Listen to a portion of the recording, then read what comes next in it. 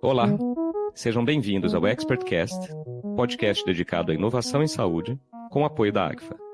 Eu sou Gustavo Meireles, médico radiologista, fundador da comunidade Inovação em Saúde e da Saúde 4x. É um prazer lhes dar as boas-vindas para mais um episódio do nosso podcast. A cada programa eu recebo convidados e convidadas especialistas em inovação com foco na área de saúde. Abordamos diferentes temas, como o papel da inteligência artificial, telesaúde, novos diagnósticos e tratamentos, monitoramento remoto de pacientes e diversas outras inovações que estão revolucionando a saúde. O objetivo é manter você a par das mais recentes tecnologias e das próximas novidades. Hoje eu tenho o prazer de receber aqui duas convidadas muito especiais. A doutora Ana Escobar, médica pediatra, livre docente pela Faculdade de Medicina da USP, escritora e comunicadora da área de saúde, com mais de 2 milhões de seguidores em suas redes sociais, e autora do livro Meu Filho Tá Online Demais, equilibrando o uso das telas no dia a dia familiar. E a Marina Elô, deputada estadual em seu segundo mandato por São Paulo, tendo como pautas prioritárias a infância, meio ambiente e desenvolvimento sustentável, segurança pública e a vida segura de mulheres e meninas. A Marina é autora do projeto de lei 293/2024, que visa criar um ambiente escolar mais educacional e menos digital nas escolas públicas e particulares do Estado de São Paulo, garantindo que a aprendizagem e o desenvolvimento social e cognitivo das crianças e adolescentes ocorram de maneira saudável e positiva. Ana, Marina, muito obrigado por terem aceito o convite. Fico muito feliz em ter vocês duas aqui. É um prazer e uma honra estar aqui com vocês hoje. É isso aí, gente, é um prazer. Obrigado. E nesse episódio a gente vai abordar esse tema que eu aqui, como pai de duas crianças de 10 e 7 anos, tenho vivido isso no dia a dia e presenciado nas escolas, felizmente, um debate cada vez maior sobre o impacto dos smartphones, dos tablets e das telas na formação e desenvolvimento dos nossos jovens. Especialmente após a pandemia, e aí a Ana vai poder nos falar muito bem disso, porque ela vivenciou isso no consultório, no dia a dia. Houve uma explosão das redes sociais. A gente tem visto cada vez mais jovens, e nós também adultos, completamente colados nas nossas telas e mais afastados do mundo real. Ao mesmo tempo, casos de depressão, ansiedade têm aumentado bastante no mundo todo. E um livro, agora recente, vai ser lançado no Brasil em agosto, do Jonathan Haidt, que é psicólogo e professor da Universidade de Nova York, compara o uso das telas ao vício em heroína e defende 4 ações urgentes. Nada de smartphones antes dos 14 anos, sem redes sociais antes dos 16, proibição dos celulares nas escolas, a gente vai falar bastante com a Marina sobre isso, por conta do PL 293, e, por fim, a substituição dos celulares por uma infância mais independente, com brincadeiras e maior exposição ao mundo real. Eu vou começar, então, aqui a conversar com as nossas convidadas, primeiro pela Ana, agradecendo de novo a presença dela aqui. E, Ana, eu queria te perguntar o seguinte, você é autora do livro Meu Filho Tá Online Demais, equilibrando o uso das telas no dia a dia familiar. Falei que eu li o livro, gostei bastante, e inclusive despertou uma atenção enorme aqui em casa, já tem outras pessoas lendo. E eu queria que você nos contasse como você vê o impacto das telas no desenvolvimento cognitivo e emocional das crianças, e também respondesse aquela pergunta difícil, né? Existe um tempo máximo, assim, que os nossos filhos possam ficar em frente às telas? E, por fim, quais os sinais de alerta aos quais os pais devem ficar atentos para saber se os filhos estão muito tempo em frente às telas?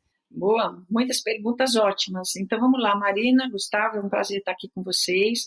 Então, assim, vamos começar respondendo aquele, existe um tempo que as crianças devem ficar nas telas? Olha, estudos mostram, e a Organização Mundial da Saúde estuda também muito esse tema atualmente, né? E aí eles colocam, junto com a Sociedade Brasileira de Pediatria, colocaram embasados nos estudos a seguinte regra, olha, menos de 2 anos, e aí é segundo a Sociedade Brasileira de Pediatria, menos de 2 anos, 0 tela. De 2 a 7 anos, 1 hora por dia. Mais de 7 anos, no máximo 2 horas por dia de tela recreativa, tá? Então isso é o que atualmente fala a Sociedade Brasileira de Pediatria, Organização Mundial de Saúde, mas já está tendo um movimento também no sentido da gente mudar um pouco esses tempos. Por quê, gente? Porque a gente está vendo mesmo é o efeito, eu vou usar uma palavra forte, devastador, né, do excesso de telas no desenvolvimento das crianças, tá? Então, a gente tem efeitos físicos e a gente tem efeitos psicoemocionais, né? Dos efeitos físicos do uso de telas, bom, um efeito que a gente viu agora na pandemia, gente, a quantidade de crianças com miopia dobrou no mundo na pandemia, porque as crianças ficaram tendo aulas online e usaram muito mais tela.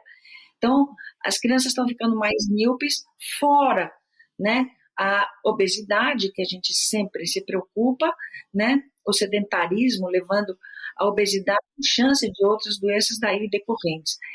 E, do ponto de vista emocional, gente, são esses problemas que a gente tem crescentes e ligados ao uso de tela, que é principalmente na infância e na adolescência, ansiedade, muitas crianças ansiosas e até casos de depressão em decorrência do uso de telas. Então, a gente já tem outros movimentos no mundo, até hoje, no sentido de deixar as crianças ainda mais tempo longe dessas telas. Então, isso tudo é muito importante, eu acho que a gente está num momento de reflexão mesmo sobre isso. Excelente, Ana, muito obrigado aqui pela resposta, acho que já deixo aqui algumas mensagens muito importantes para os pais que estão nos ouvindo e também para todos aqueles que estão envolvidos com crianças, adolescentes e com os adultos também, né? Acho que essas dicas ficam para todos nós, né? Não adianta a gente passar as instruções para as crianças e os adultos continuarem se comportando aqui colados nas telas o tempo todo. Eu vou passar agora para a Marina e a gente vai abordar muito o projeto de lei, né? O PL 293 de 2024, que foi proposto por ela visando um ambiente escolar muito mais educacional e menos digital. Queria saber, Marina, quais os principais pontos desse projeto e como você espera que ele impacte as escolas, tanto públicas quanto particulares aqui do Estado. Muito obrigada, doutora. É um prazer estar aqui. Acho muito importante a gente falar cada vez mais de tecnologia e saúde. Uma das áreas mais promissoras da tecnologia é o impacto na nossa saúde. Tem muita coisa boa, mas aqui a gente está falando de um impacto negativo muito concreto que está acontecendo a partir da tecnologia na vida das crianças e dos adolescentes. Então, muito bom a gente ter a oportunidade de falar aqui hoje também. Eu sou a mãe do Martim, de 6 anos, e da Lara, de 4 anos, e não sigo as orientações da OMS. Lá em casa a gente só tem telas 1 hora no fim de semana, porque a gente vem realmente cada vez mais estudando o impacto que tem nas crianças e nos adolescentes esse acesso ilimitado a telas e os diferentes impactos entre televisão, filme e o celular em si. O projeto de lei ele visa proibir o celular na escola.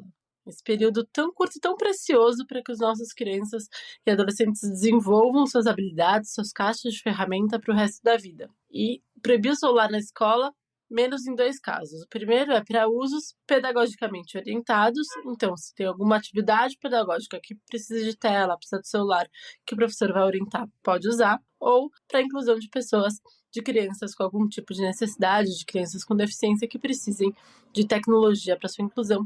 Também o projeto de lei permite. Mas ele proíbe também no recreio, né? E esse talvez seja um grande pulo do gato aqui, porque ele permite que realmente a gente tenha aquele período escolar preservado para que as crianças desenvolvam as suas ferramentas, as suas caixinhas de ferramentas.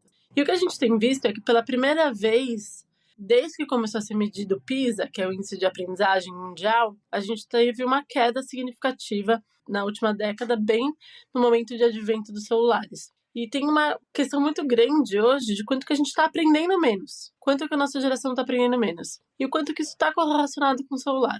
Só por isso já seria grave o suficiente para a gente ter uma escola livre de celular que permita que a aprendizagem dos nossos alunos não seja prejudicada.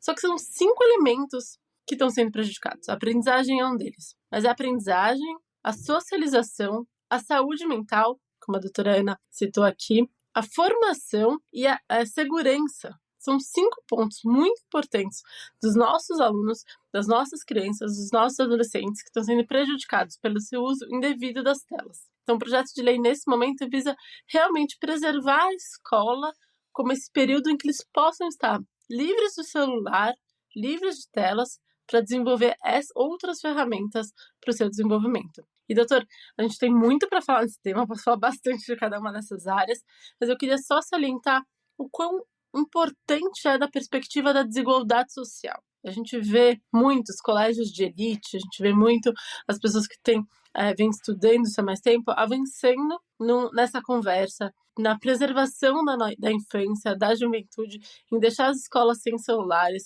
Não existe numa escola de elite alunos mexendo no celular durante as aulas, o que não é verdade nas escolas públicas, o que não é verdade na periferia. Esse acesso ilimitado está muito mais grave nas classes mais vulneráveis, na população mais vulnerável, e isso aumenta ainda mais a desigualdade social da nossa sociedade. Então, esse é um tema também muito importante para a gente olhar para as pessoas que mais precisam, que estão usando e sendo mais prejudicados por esse uso ilimitado. Marina, muito obrigado.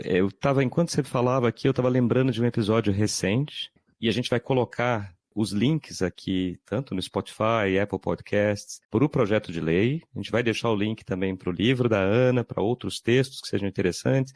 Tem um texto que eu escrevi e foi publicado na Folha de São Paulo há poucas semanas, que se chama Conectados às Telas e Desconectados de Nós Mesmos, que dá inclusive título aqui ao nosso episódio. E logo depois, Marina, estou lembrando porque foi publicado e eu recebi uma mensagem de um professor de uma escola pública aqui do estado de São Paulo, dizendo da dificuldade que ele está tendo como professor de controlar isso em sala de aula. Exatamente o que você está citando agora. O problema maior não está nas escolas particulares, em que as crianças têm muitas vezes uma atenção maior dos pais ou de outras pessoas que estão ajudando a cuidar, dos professores, e que conseguem colocar regras, eu diria, mais adequadas àquela evolução das crianças. O problema maior está nas escolas públicas. Então, muitos dos movimentos estão surgindo nas particulares e tomara que eles sejam bem-sucedidos para impactar não só essas, mas principalmente a rede pública de ensino. Então, parabéns pelo PL, a gente vai conversar um pouquinho mais sobre ele daqui a pouco. Eu vou voltar para a Ana agora para tirar uma outra dúvida. O livro do Jonathan Haidt, que é A Geração Ansiosa, talvez tenha sido o grande catalisador de muitos desses movimentos e iniciativas que a gente tem visto nas escolas. E com aquelas 4 sugestões do Jonathan relacionadas ao uso de telas. Ao mesmo tempo, ele começou a ser questionado por algumas entidades médicas quando ele fez associação muito forte entre a epidemia de depressão e ansiedade nas crianças ao uso das telas. Eu vou resumir a pergunta na seguinte: Ana, do ponto de vista científico, dá para a gente falar em uso consciente de smartphones, redes sociais por crianças e adolescentes? Ou o mais adequado seria mesmo restringir em absoluto a utilização? Essa é uma pergunta super importante. E eu quero dizer assim, minha opinião pessoal é que esse projeto de lei é precioso, é espetacular. Marina, parabéns mesmo, viu? Você está de parabéns. Eu concordo em gênero, número e grau, integralmente. Eu acho que as escolas, pessoal, realmente é um ambiente de ouro, onde crianças e adolescentes podem exercer o que de mais importante nós humanos exercemos, que é o contato pessoal, o contato olho no olho, o contato pele a pele, é você ver o outro, ter empatia pelo outro, desenvolver sentimentos pelo outro, que isso só o contato pessoal pode realmente oferecer. Então, por exemplo, também respondendo um pouco a segunda parte da sua pergunta, Gustavo, que é assim, olha, o que os adolescentes normalmente fazem nas redes sociais? Então, a gente tem adolescentes que precocemente entram nas redes sociais, acabam fazendo, obviamente, um personagem deles mesmos. Adultos fazem isso. Então, põe a melhor foto de perfil, as viagens incríveis, os pratos maravilhosos que comeram, tudo. Aquela pessoa é absolutamente perfeita. É um personagem dela mesma que ela tem que alimentar todo dia. Isso vale muito para os adultos. E o que acontece? Quando você encontra presencialmente aquela pessoa, e aquela pessoa não é o personagem que ela gostaria de ser, tem ali um certo conflito, que isso na cabeça do adolescente é muito grave, é muito sério, porque ele tem uma cabeça não amadurecida, uma autoestima em desenvolvimento, cheia, o adolescente é cheio de inseguranças, incertezas, dúvidas, o seu corpo está mudando, a exigência para ter um corpo maravilhoso é incrível, nem sempre ele é, muitas vezes está acima do peso, ele tem espinha, o cabelo não está legal. Quando ele vê isso no próximo, no colega dele, que está igual a ele relaxa um pouco. Diferente de quando ele está imerso nesse ambiente de rede social, em que ele está cercado de super poderosos, pessoas perfeitas, e ele não é. Então, eu acho assim, de fato, as redes sociais, a entrada nas redes sociais, elas são terríveis para uma personalidade que ainda não está desenvolvida. Por isso que esse livro, Geração Ansiosa, preconiza o uso, a entrada em redes sociais de 16 anos para frente, porque realmente é um momento em que, teoricamente, já tem um preparo um pouquinho melhor daquele adolescente para isso, né? E a grande questão que se coloca é isso: eu ensino meu filho a usar a rede social ou eu simplesmente proíbo ele de usar a rede social? Não dá para ter uma regra para todo mundo, porque cada adolescente é cada família tem um cenário, cada família tem valores diferentes. Então, eu pego o exemplo de vocês. A Marina, por exemplo, falou: na minha casa a gente não usa celular mais que determinado tempo. Está certíssimo, esses são os valores da família. E está certo, está certo. Então, agora, tem outras famílias que deixam as crianças horas a fio no celular. Eu já vi carrinho de bebê com a telinha lá, aqueles porquinhos, aquelas galinhas e tudo, hipnotizando o bebê. Então, gente, é uma situação difícil. Agora, eu acho que, assim, na escola, a gente tem que preservar o ambiente escolar. Por todas as razões que vocês colocaram, a Marina colocou super bem, por essas 5 razões, principalmente a gente tem esse aspecto da desigualdade social, tem que, na minha opinião, ser banido o aparelhinho das escolas. Não entra na escola, não entra. A escola é um momento de ouro para as crianças terem esse contato. Agora, nas famílias, em casa, fora do ambiente escolar, claro que os pais têm que ensinar as crianças a usar a tecnologia. A tecnologia faz parte da vida. Eles têm que aprender a usar. Mas é isso, tem que aprender a usar e os pais têm que ser o exemplo disso, né? Então não adianta os pais ficarem grudados no celular e querer que a criança não use. Então essa é uma situação familiar que eu acho que tem que ser decidida e combinada na família. E os pais têm a responsabilidade de checar o uso do celular dos seus filhos, crianças e adolescentes. Não é simplesmente dar e pronto, acabou. Não, tem que ser realmente, é uma situação que a gente está aprendendo a conviver com isso, mas é uma situação que tem que ser intensamente orientada e vigiada. Olha, Ana, excelente. E assim, a gente não combinou aqui, nós três, eu, você e a Marina, mas você me deixou um gancho muito bom para a pergunta que eu vou fazer para a Marina em seguida. Antes disso, eu estou lembrando até uma das iniciativas das quais eu faço parte, se chama Reconectar. Porque não é simplesmente o desconectar, nós precisamos estar conectados para diversas coisas boas. Então, existem diversas iniciativas para a educação infantil que são feitas em telas, mas é saber desconectar daquilo que nos faz mal. Não só para crianças e adolescentes, mas também para os adultos. Eu vou passar de novo aqui para a Marina, para saber um pouco mais do projeto de lei, e aí até faço uma pergunta antes sobre esses projetos de lei. Se não me engano, o Rio de Janeiro já adotou na esfera municipal. Queria saber se existem outras cidades e estados também, Marina, e além disso, na linha do que a gente estava falando agora e do que a Ana muito bem explanou, a gente fala de banir o uso do celular nas escolas, e concordo também, acho que a pecinha fica fora ali, não só durante a aula, mas principalmente no melhor momento do brincar, que é o recreio. Mas a gente ainda fala relativamente pouco do uso das telas como ferramentas pedagógicas, e muitas escolas estão usando tablets, notebooks. Então a pergunta, Marina, seriam essas duas aqui. Se existem outras cidades e estados também adotando o que o Rio de Janeiro já fez, e segundo, como você enxerga o banimento dos celulares, mas ao mesmo tempo o uso de notebooks e tablets como material de uso obrigatório no ensino?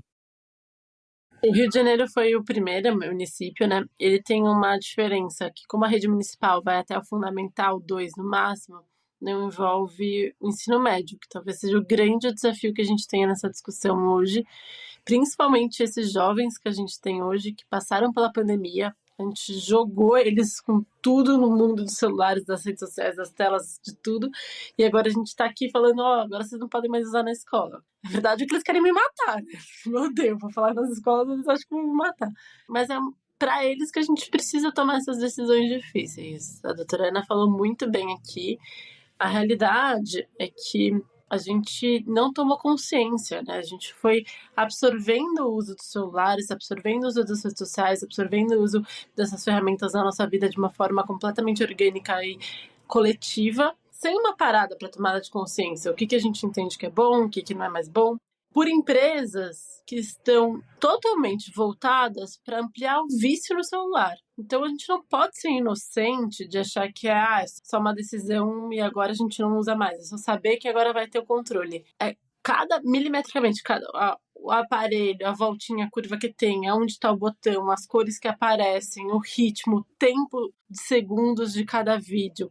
É muito calculado em laboratório para estimular o nosso cérebro porque que vicia mais. Então a gente não pode ser inocente e dizer que é só, olha, faz um pouco mal, você consegue ter a consciência e mudar seu parâmetro. É muito mais profundo do que isso. É um vício mesmo em cérebros de crianças e adolescentes que não estão desenvolvidos. Não estão plenamente desenvolvidos. Então, o impacto é muito maior do que já é na gente, que já é difícil, né? A gente já é viciado. Então, a gente precisa tomar essas decisões de forma muito mais consciente e sem a inocência de pensar, é só a gente ensinar o adolescente. Não é muito mais difícil do que isso e a gente, como os adultos, precisamos ter a tomada dessas decisões difíceis, a gente precisa fazer esse processo por eles, porque não é justo a gente exigir que eles consigam lutar com essa indústria bilionária que é estruturada para que eles se viciem. Então, pensando nesse ponto, a gente tem aí essa resistência dos jovens, mas também histórias muito bonitas que começam a surgir. Né? Algumas escolas que já traçaram esse caminho, que já proibiram,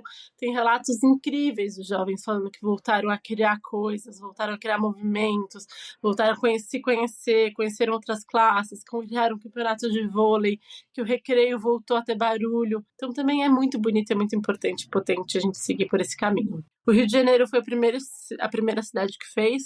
Tem projetos tramitando em outras instâncias, inclusive no Congresso Nacional, mas ainda de forma muito tímida. E aqui em São Paulo a gente tem avançado bastante e talvez a gente vá ser o primeiro estado que consiga realmente permitir que as escolas possam ser um ambiente livre e saudável para o desenvolvimento das nossas crianças e adolescentes. E quanto ao uso, que é essa segunda pergunta, eu entendo que tem muitos projetos pedagógicos diferentes que podem ter várias utilizações legais e que tem vários caminhos para isso, mas que não é dependente. Pode ter muitos projetos pedagógicos em educação incrível que não precisem da inclusão da tecnologia necessariamente.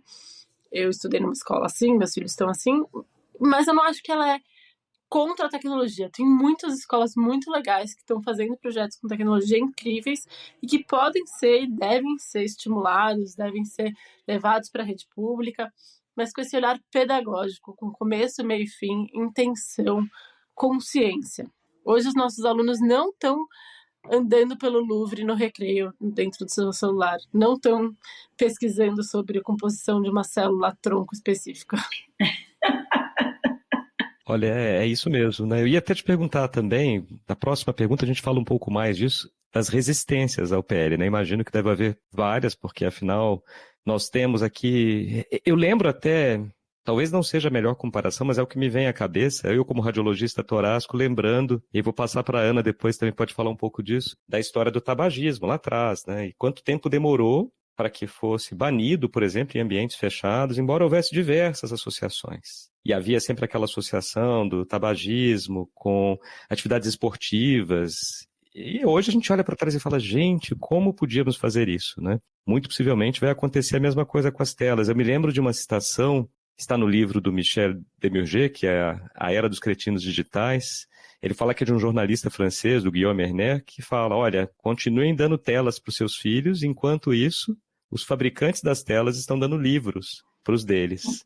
Infelizmente, chegamos ao fim da primeira metade do nosso episódio. Mas teremos em breve a Ana e Marina novamente aqui para conversarmos mais sobre o papel das telas e dos dispositivos digitais nas crianças e adolescentes. Ana, Marina, foi um prazer conversar com vocês aqui hoje sobre esse tema tão relevante. Já estou ansioso para continuarmos a nossa conversa. E para você que está nos ouvindo, se gostou desse episódio, não esqueça de seguir o ExpertCast e de avaliá-lo com 5 estrelas na sua plataforma preferida de podcast. Compartilhe também os episódios nas suas mídias sociais e com seus contatos para que mais pessoas possam ter acesso a informações valiosas sobre inovação e empreendedorismo em saúde. Ao fazer isso, você ajuda a disseminar informação de qualidade e a aumentar o interesse por esses temas tão importantes para o avanço do setor.